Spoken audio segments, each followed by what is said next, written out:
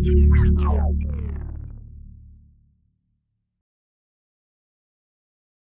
the team, has been built up, as I imagine, this team definitely needs two sides, from the technology side and from the business, the traditional advertisement industry side, how the two group of people from two worlds and eventually, go together, create this.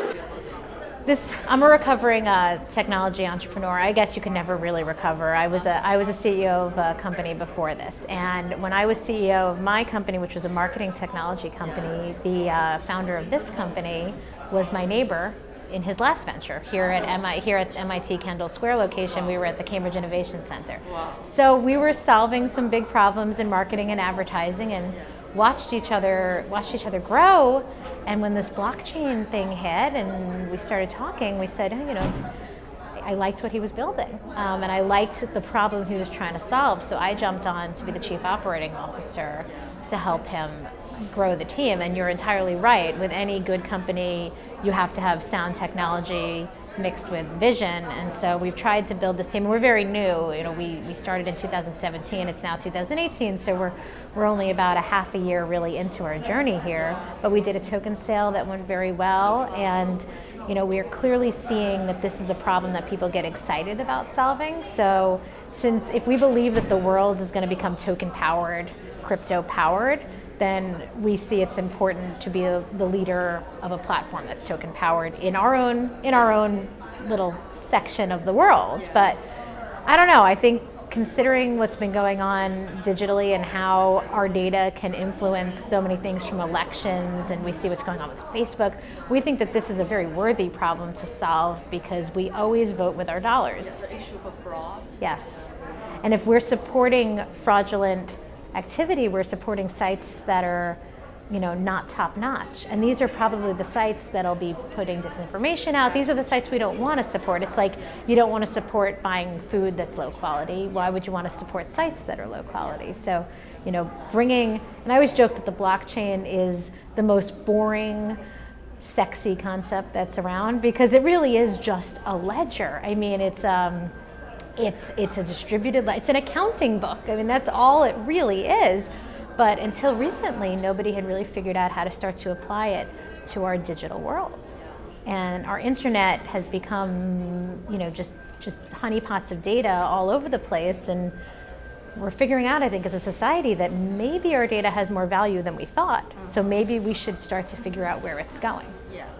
To start out the problem, every good company needs a good problem to solve. Yeah. So when you look at the global advertising industry, it's a $209 billion industry. The digital part of it is $209 billion.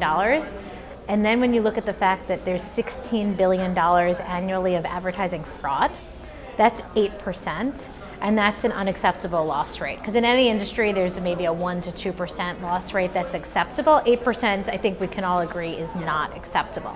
So we're approaching this space from the vantage point that there is a very large industry that has an 8% problem here.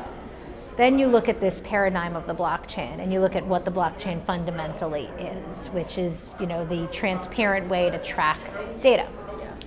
Advertising, programmatic advertising, has been untransparent. It has been opaque.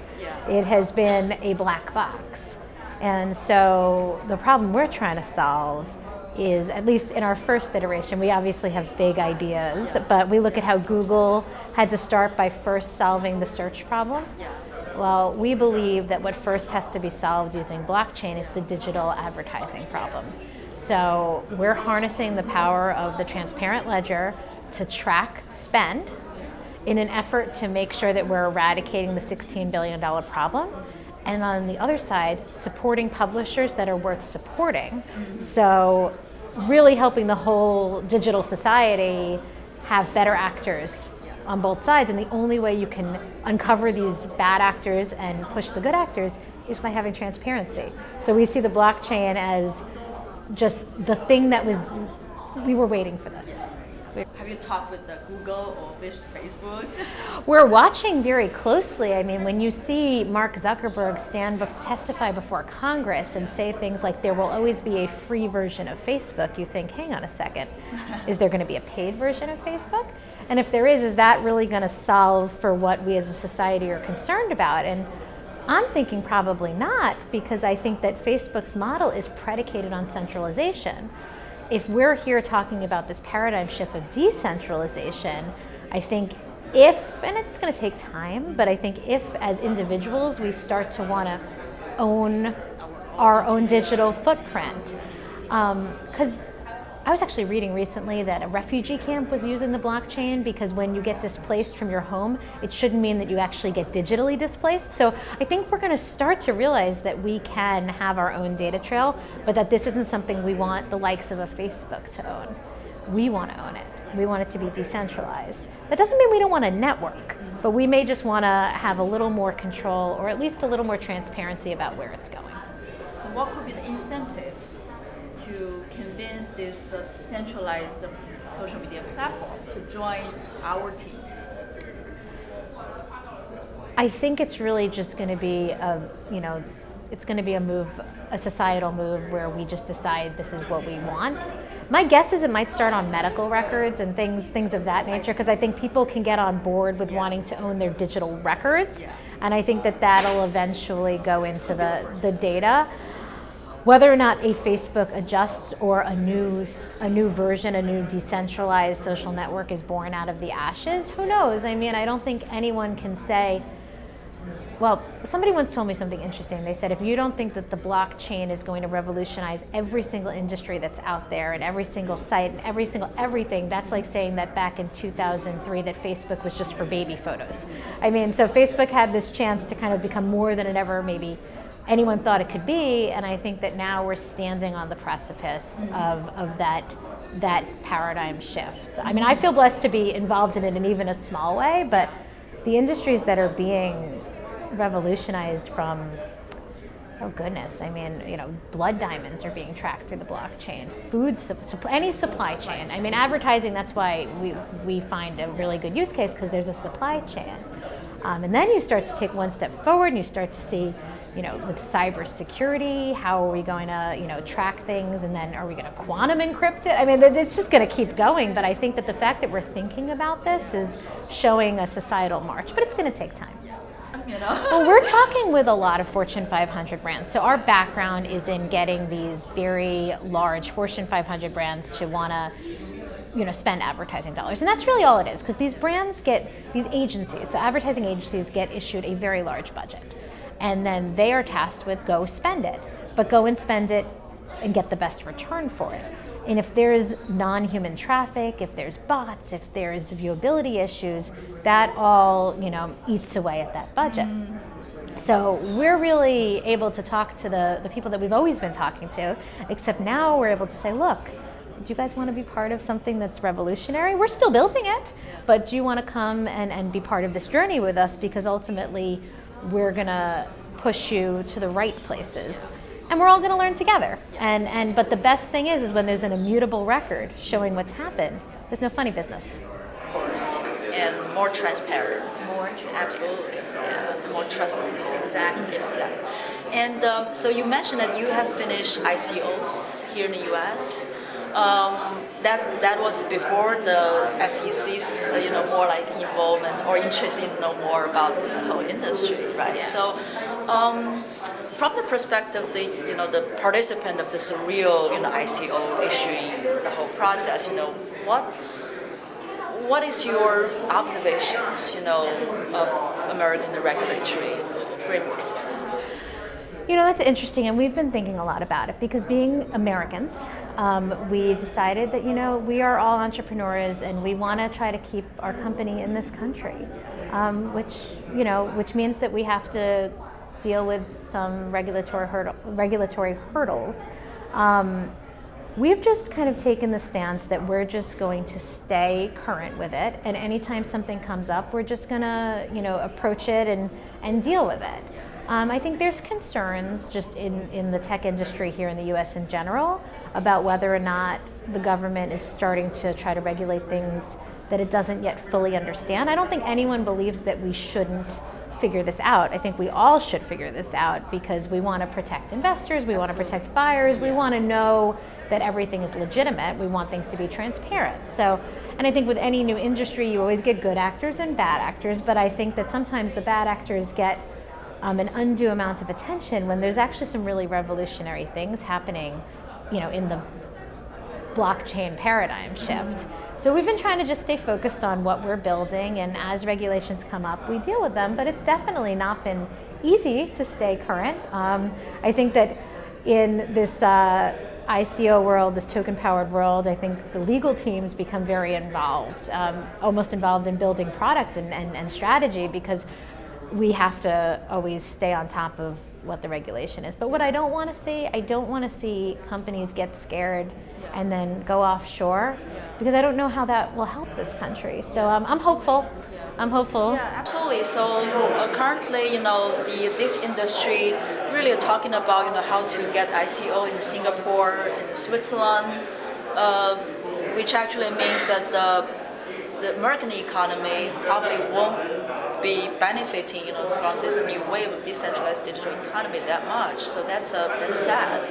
It is sad, and you also see the fact that some of these companies are banning crypto advertising. So for anything related to crypto, Google and Facebook doesn't even want to touch it. We see this as an opportunity because, again, if we're trying to make sure that we're tracking spend, we're going to know, if it's going to a good site or a bad site, and be able to feed that back and try to create a trust on both sides. So, it's an opportunity, I think, for us. So some experts, advise that actually, based on the current regulatory condition in the US, which actually is quite necessary for the blockchain industry to strengthen self-governance and self-regulatory in the upcoming months and probably years, and to convince the regulatory, the agency that we are actually the good guys. Right. So do you think it's a good option, or what could be a better, advice from your perspective? I mean, I would love for this country to remember to trust in entrepreneurship. I think it's what built our country. I think, I think most Americans come from immigrants, and they come from this country to build and to grow. And I know change is scary. Anything new is scary. Anything that involves decentralization or the cutting out of the middleman is scary. I think cryptocurrency is very scary for governments, because you think about what that really is. I mean, the blockchain eliminates the need for middlemen, which is what any sort of centralized bank would be. I maintain hope that there's a way we can all coexist, because I don't think that decentralization should mean anarchy. I think that there is good laws that kind of keep us all functioning as a society, that keep us all on the good path. But I think that there's going to be a balance, and I think that my hope is that governments will think long and hard about where they're putting their efforts, and just maybe listen. So have you feel or witnessed this increasing cost, legal costs especially? Yes. Yeah. I've run companies before, and me and the founder of this company have had multiple discussions that while it's a cost we're happy to bear because we want to do this right, it's definitely been a larger financial burden than any of our previous companies, because we're in uncharted territory. And I guess we're brave. We're brave for doing it, but it does mean that if we want to make sure we stay on the right side of everything, we do have to measure twice and cut once. So there's definitely been more of a financial burden there. Talk with our audience something about your technology. Your technology is based on Ethereum, or are you devising anything new? Yep, we are based on Ethereum. We have our own token built on the Ethereum network. We do very much like Ethereum and what they've brought to the table. Really feel that they've made it possible for a lot of innovation. So we're a token-powered platform, and as we move to build into everything that we've been testing out, we're really tracking ad quality to start. Ad quality by integrating any spend across our blockchain, seeing where it goes. On the other side, making sure that we're applying some biochronometrics to make sure that it's humans that we're dealing with, and putting that all together and then tying it back. And that's phase one. Again, as I feel that every paradigm shift, needs their Google. And if you think Google really started to deal with the mess of search, right? Because when it first came out, it was really hard to figure out quality. And it was a simple concept, Google. If the more people link to it, maybe the more legitimate it is. So we're trying to apply a similar concept to this new blockchain-powered web, starting with an ad tech platform, but we see a bigger opportunity to really power this blockchain web. Of course, there's a huge room, for the new technology to solve the problems in that advertisement industry. But what are the biggest obstacles, you feel like? Do you feel like the people still are hesitant to open their mind to accept the new technology, or do you think they're afraid of there's some sort of a position in the traditional market is challenging? Or I think people are just creatures of habit. But if we think about how far we have come, since 2000 or 1999, and how many shifts have gone on, I think we're all getting more comfortable with the rapid pace of change. So this blockchain concept, I think, will become very relevant to, ordinary individuals when it starts to affect something that has to do with their lives. So I think when they realize that their healthcare records can be better organized if they have their own encrypted, key to run that through the blockchain, that might be a first step. If someone's getting married and they want to make sure that the diamond that they're getting on their ring wasn't a blood diamond, and they can track that across the blockchain, that'll be a very interesting use case. If people start to realize that maybe they weren't so happy with the outcome of the last election, or what Facebook did with Cambridge Analytica, people may start to feel like, well, maybe I should own my data. So I think it's going to be iterative, but I think that as entrepreneurs like myself and ClearCoin come out there and try to disrupt our own industries, I think we're going to get more adoption just by being thought leaders in it, by starting to talk about it and by letting people know. But I think people will ultimately adopt when it suits them and when it solves their problem. I think everyone's going to find, when you think about when did you get a cell phone, when it became time to get a cell phone, when did you start finally using text messaging, when that became something that made your life easier. So eventually, if blockchain is to succeed, if cryptocurrency is to succeed, it's going to have to make people's lives better. Yeah. So for the digital economy, probably from perspective, the entrepreneurs is crucial to figure out where's the incentive, and also how to provide that kind of incentive to build up a community through engaging with the people. Yes. Yeah. I think that's very key. What is the incentive? And with all these different tokens that are out there, with the cryptocurrencies and the utility tokens, can we find a place where everything's at equilibrium, where ClearCoin is the digital advertising token, but that could be exchange for this, for that. Will we actually move to an economy of tokens all being at equilibrium? I think that'll be another barrier that if we can all cross that as a society, people will just become more comfortable with that. But I think we're going to get there. We're not cashless yet, and whether we should be or not, I don't know. But it started with PayPal and digital, but that everything has their own problems, and it tends to be problems with security, right? So if we're talking about something that's decentralized, if people can get comfortable really owning their own keys and how they store them, and then I think we can wind up with a much more empowered society across every industry. But we have to all get there. Thank you so much. Oh, no problem. Thank you. So nice.